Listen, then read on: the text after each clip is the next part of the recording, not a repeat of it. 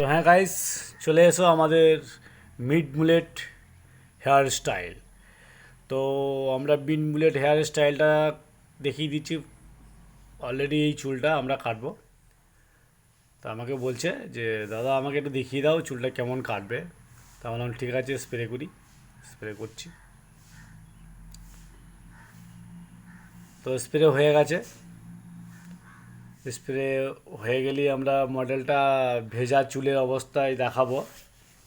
তো এই ছিল আমাদের মডেল। তো এই মডেলটা হবে। তো ঠিক আছে, চলো ততক্ষণ আমরা সামনে চুল ক্লিপ করে নিলাম। মেশিনে কাজ স্টার্ট করে দিয়েছি। হেয়ার কাটিং স্টার্ট হয়ে গেছে। তার মাঝে একটা কথা বলি যে আমরা কিন্তু এই চুলটা খুব সুন্দরভাবে কাটার চেষ্টা করব, আর খুব সুন্দর লুকটা আনার চেষ্টা করব।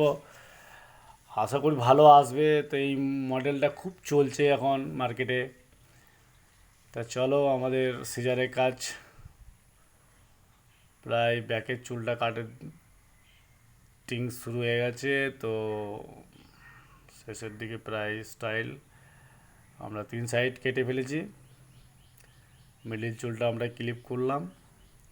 ক্লিপ খোলা হয়ে গেলেই কিন্তু আমরা মিডিল চুলের প্রোফাইল বানাবো। প্রোফাইল বানানো প্রায় হয়ে গেল।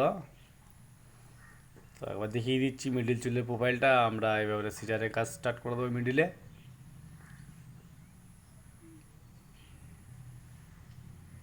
তো এইভাবে আমরা মডেলটা বানাচ্ছি।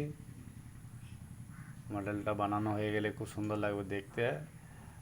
আর সাইডের চুলগুলো আর একবার রিচেক করে দিলাম। তো রিচেক করে দিলে কি হয়, কনফার্ম হয়ে যায় যে চুলটা আর কোনো ছোটো বড়ো হবে না। তো কমপ্লিট হয়ে গেছে রিচেক। তো কমপ্লিট হয়ে যাওয়ার শেষে আমি একবার ড্রাই করে নেব। তো ব্লো ড্রাই করার শেষে আমি কিন্তু একবার মডেলটা আবার তোমাদের সামনে নিয়ে চলে আসবো। তো দেখো, এই ছিল মিড মুলেট হেয়ার স্টাইল। তো ফাইনালি আমাদের এই মিড মুলেট হয়ে গেছে কমপ্লিট। তো দেখো দাদা কেমন লাগছে, লুকটা পুরো চেঞ্জ হয়ে গেছে। তো অলরেডি মিড মুলেট দেখার জন্য আর একটু ওয়েট করা। এই যে মিড মুলেট, এই যে মিড মুলেট আমাদের কমপ্লিট। তো দাদা কেমন লাগছে বলবে। আমি video Sanjay hair style. Thank you.